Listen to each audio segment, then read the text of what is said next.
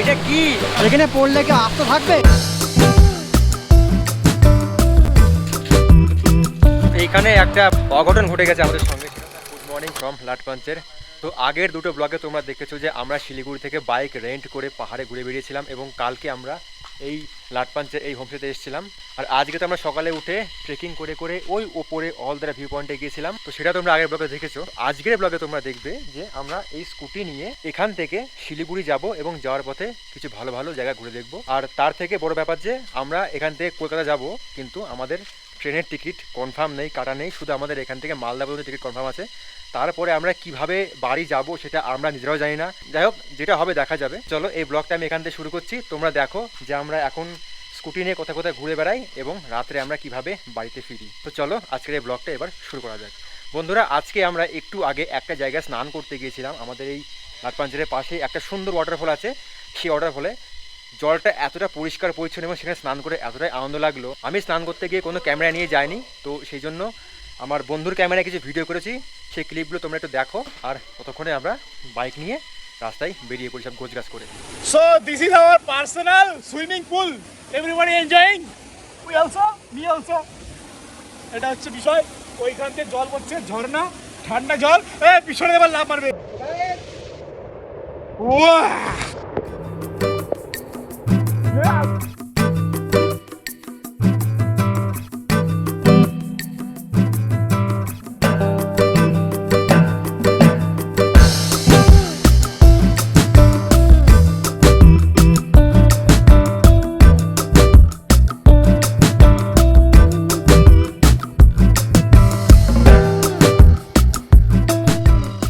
একটা 10 বাজে আর আমরা এখন এখান থেকে বেরোচ্ছি। অজন ভাই টাটা। 1টা বাজে 3টের মধ্যে ওদলাবাড়ি পৌঁছাবো। ওখানে সুন্দর ভিউ পয়েন্ট আছে, ওখানে গিয়ে আমরা ওদলাবাড়ি যাওগে। ভাই बाय बाय। ठीक है सर।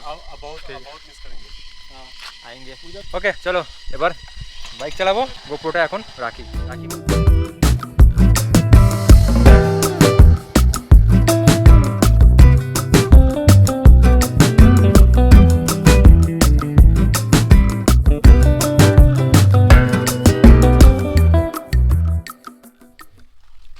তো বন্ধুরা, আমরা এখন এসে গেছি এটা ওদলাবাড়ির একটু আগে। আর দেখুন কত সুন্দর জায়গা, সাইড দিয়ে পুরো চা বাগান। তো এই সামনে একটা দোকান, এখানে দোকানে গিয়ে চা খাবো। ভাই চা আছে? বল থাকবে না মানে?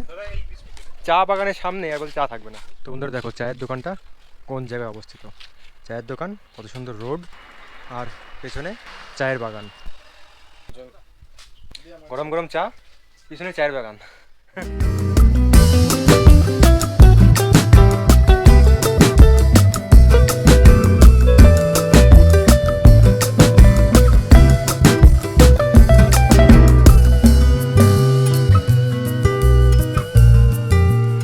এখন ঘড়িতে দুপুর 2:30 বাজে আর আমরা ওদলাবাড়ি ছেড়ে এই একটা রাস্তায় এসে এখানে দাঁড়িয়ে আছি। তো এইখানে একটা মানে অঘটন ঘটে গেছে আমাদের সঙ্গে। সেটা হচ্ছে যে আমাদের যে রাজু ছিল, রাজুর ব্যাগটা আমরা লাস্ট যেখানে চা খেলাম, যেটা তোমাদের একটু দেখালাম, ওইখানে ও ব্যাগটা রেখে চলে এসছে ওই চায়ের দোকানে রেখেই। আর ওই চায়ের দোকানটার থেকে আমরা এখন মোটামুটি প্রায় 15 কিলোমিটার দূর হবে। 15 কিলোমিটার আমরা দূরে আছি। এইখানে এসে মনে পড়ছে যে আমি তো ব্যাগটা চায়ের দোকানে রেখে এসেছি। ব্যাগটা চায়ের দোকানে রেখেছে ঠিকই, কিন্তু আমি দেখেছি ব্যাগটা চায়ের দোকানের বাইরে রাস্তার ধারে একটা চেয়ারের উপরে রাখা আছে। তো আমার এখন চিন্তা হচ্ছে যে রাস্তাতে যদি কেউ ব্যাগটা নিয়ে চলে যায় তাহলে এবারে ব্যাগটা পাবে না। আর ব্যাগটা যদি না পায় তাহলে এবার ব্যাগের মধ্যে যদি কোনো ডকুমেন্টস থাকে তাহলে সেগুলো সব গেল। জামা কাপড় গেলে পরে তবু সে সহ্য করা যাবে, জামা কাপড় ছিল হারিয়ে গেছে, কিন্তু ডকুমেন্টস যদি হারিয়ে যায় তাহলে তো মুশকিল। তো ওরা এইমাত্র আবার রিটার্ন করলো, আবার ওই দোকানে যাবে, যেতেই প্রায় আধা ঘন্টা লেগে যাবে। ওখান থেকে আবার ব্যাগ ট্যাগ নিয়ে যদি পায় তো ভালো, নিয়ে তারপরে আসবে। আর না পেলে পরে তো এবার দেখা যাক, ওরা আসুক, দেখি ব্যাগ পায় কি না। আশা করছি পেয়ে যাবে। তো যাই হোক বন্ধুরা, এই দেখো এটা হচ্ছে ওদলাবাড়ি। আর এই দিক দিয়ে যেতে গেলে পরে মূর্তি, তারপরে লাটাগুড়ি, হ্যাঁ, তারপরে হচ্ছে গজলডোবা বাঁধ এইদিকে।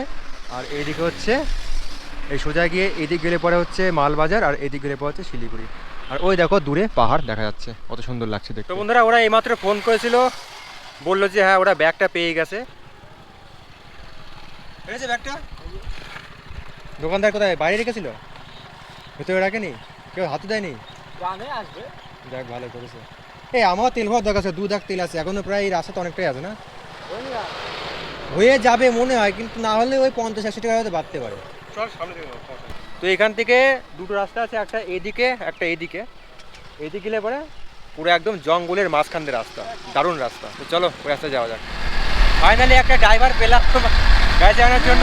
কাল থেকে আমি একাই ড্রাইভ করে যাচ্ছিলাম। তো এখন এই রাস্তাটা দেখুন কি সুন্দর, দুই সাইডে চা বাগান, মাঝখান দিয়ে রাস্তা, আর ওই পেছনে দেখুন পাহাড়।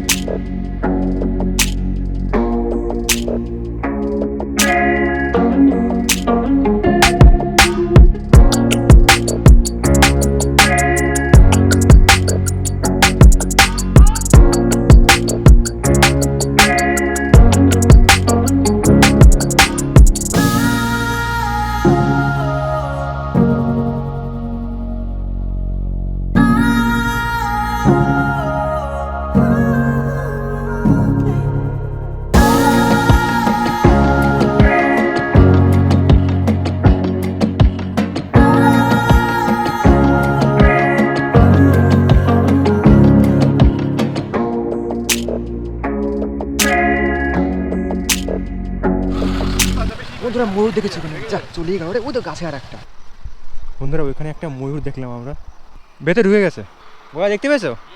নীল আর আকাশে আমি যার জন্য খুব আস্তে আওয়াজ করলাম, দাঁড়াও না। আমি ময়ূর এখানে পুরো মানে ময়ূরের গায়ের যে ব্লু কালারটা আমি দেখে বুঝতে পারি একটা ময়ূর এখানে। এই মেয়ে ময়ূর, এটা মেয়ে ময়ূর, হ্যাঁ। এর মানে পেছনে যে লেজটা নেই। চলো ময়ূর একটু দেখতে পেলাম, চোখে দেখেছি, ক্যামেরায় তুলতে পারলাম না। ফরেস্টে এসে একটা জিনিস দেখলাম, ময়ূর দেখলাম। কালকে হরিণ দেখেছি, আজকে ময়ূর দেখলাম। কবি সুকান্ত রায়, সুকান্ত সরকার, হ্যাঁ।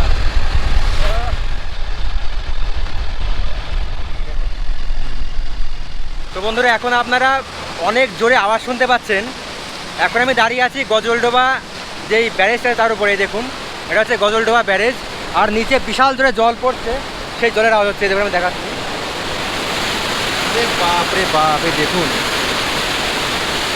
এটা তিস্তা নদী। এই তিস্তার জল এখান থেকে হয়ে এই দিক দিয়ে হয়ে সোজা চলে যাচ্ছে বাংলাদেশ। তো এই সেই বিখ্যাত গজলডোবা ড্যাম, দেখে মনে হচ্ছে যেন পুরো ফারাক্কা ব্রিজ। এটা কি, এটা তো একদম ভয়ানক জিনিস। দেখুন বন্ধুরা, এটা কি গোয়াদা, এখানে পড়লে কেউ আস্ত থাকবে? মানে কি মানে খুঁজে পাওয়া যাবে না, আমরা মানে মনে মনে ভাবি এক, কিন্তু নিজের চোখে দেখে আর এক। হ্যাঁ মানে পুরো মিক্সার গ্রাইন্ডারে মিক্সিং হয় সেরকম মিক্স হয়ে যাবে এখানে, দেখুন কি অবস্থা। 1 মিনিটের মধ্যে শেষ, 1 মিনিটের মধ্যে পুরো শেষ। এখানে হাত দিয়েছে, এটা কাঁপছে, এটা পর্যন্ত কাঁপছে, দেখুন ভয় করছে। তো এইখান থেকে শিলিগুড়ির দূরত্ব আর মোটামুটি 20 কিলোমিটার। আমাদের গাড়ি এখানে রেখেছি, একটু আগে আমার গাড়ির তেল শেষ হয়ে গিয়েছিলো।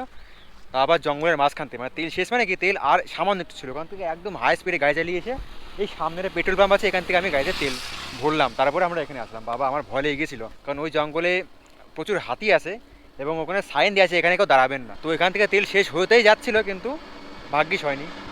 তো এখানে একটা ছোট্ট ক্যাফে দেখছি সুন্দর, গাড়িগুলো এখানে রেখে এখন আমরা এই ক্যাফে যাবো, একটু চা ফা খাবো, তারপরে এবার এখান থেকে টান টান শিলিগুড়ি যাবো। ওই দেখো আমাদের একজন মানে এত ওর ঘুম পেয়েছে, ও যেখানে পুকুরের ধারে এখনো শুয়ে পড়েছে। রাজু, এ গড়িয়ে পড়ে যাবা তো নিচে। হ্যাঁ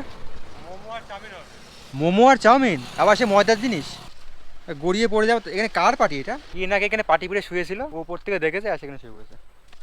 তো এখানে চাউমিন আর চা অর্ডার করা হলো। পাহাড় থেকে নেমে এসেছি, এত গরম লাগছে যে কি বলবো, মানে বিচ্ছিরি গরম লাগছে। সুন্দর রেস্টুরেন্টটা, তো আমরা এখানেই বুঝবো বাইরে, কারণ গরম লাগছে আমাদের। তো এই নতুন জিনিস দেখলাম, নতুন না, এটা পুরোনো জিনিস, কিন্তু এখন অবলুপ্ত হয়ে গেছে, সেজন্য আমাদের নতুন জিনিস এটা। এটা আসলে কুয়ো, এই কুয়ো থেকে এই জল খাওয়াও যায়, এবার স্নানও করে এখানে। মানে আচ্ছা বন্ধুরা, আমি একটু খালি গায়ে হয়েছি, মানে এত গরম লাগছে, তাই কিছু মনে করবেন না কেউ। আমরা এই কুয়োর জল, এখানে জল তো খাবোই, প্লাস স্নান করবো একটু। পাহাড় থেকে নেমে এসে খুব গরম লাগছে। এইভাবে কুয়োতে জল বালতি দিতে হবে।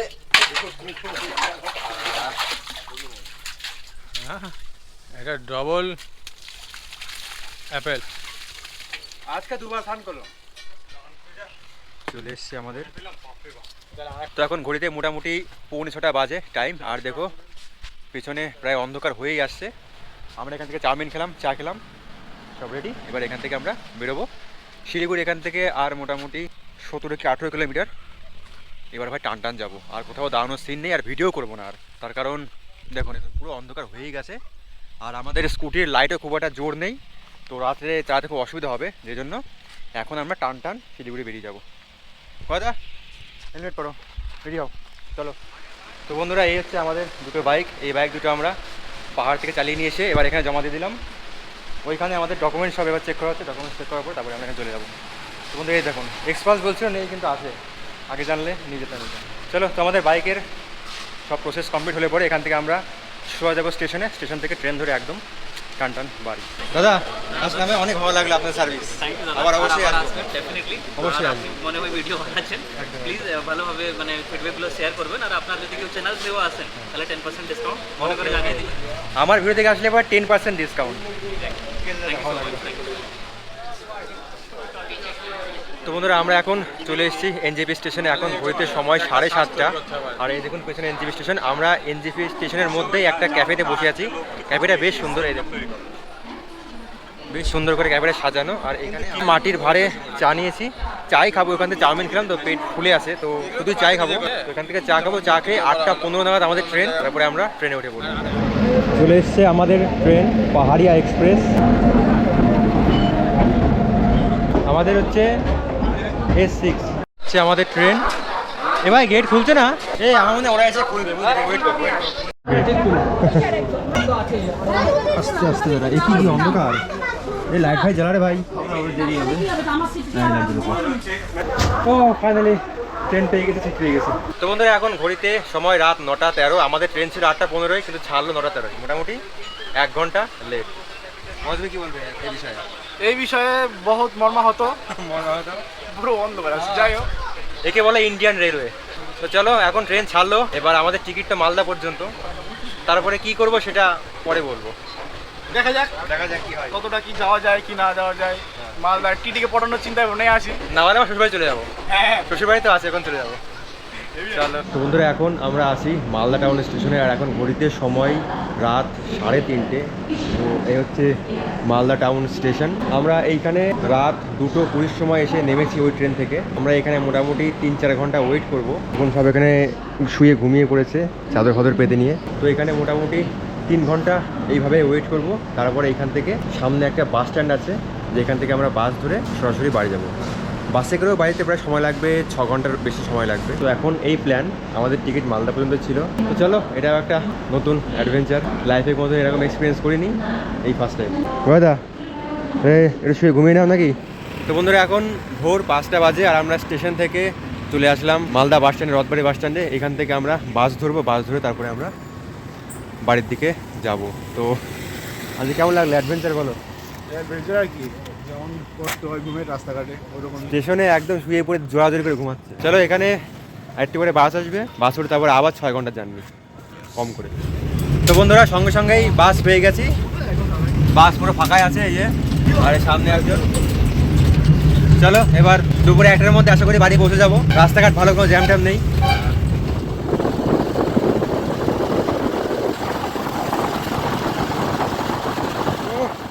গোয়া টাকা একটু, তাই বাড়ি চলে আসলে? আমরা বাড়ি চলে এসেছি। গোয়া টাটা। চলো এবার আমি চলে যাই বাড়ি। বিশাল বৃষ্টি হচ্ছে দেখুন, পুরো বৃষ্টিতে ভিজে যাচ্ছি।